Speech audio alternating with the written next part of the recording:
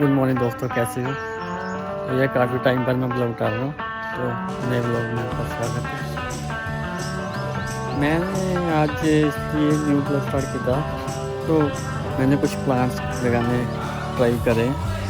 तो अभी थोड़े दिन हुए मैं बहुत सारे प्लांट लेके आया। पहले स्टार्टिंग में दिखाऊंगा कौन से मैं लगा रहा हूँ। जो फर्स्ट बाइंग मेरे प्लांट की है, रबर प्लांट और जेड, जो मेरी ये फर्स्ट प्लांट है। और फिर मैं इसके बाद में स्टेप बाय स्टेप कितने सारे लेके आया, वो फिर मैंने भर दिए। तो मैं दिखाऊंगा स्टेप बाय स्टेप कौन कौन से प्लांट लगा रखे हैं। और फिलहाल तो मैंने आज भिंडी और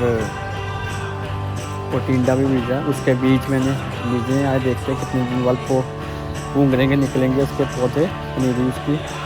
तो इस वीडियो को एंजॉय करो, लास्ट तक फॉलो करें चैनल को, लाइक और शेयर करें।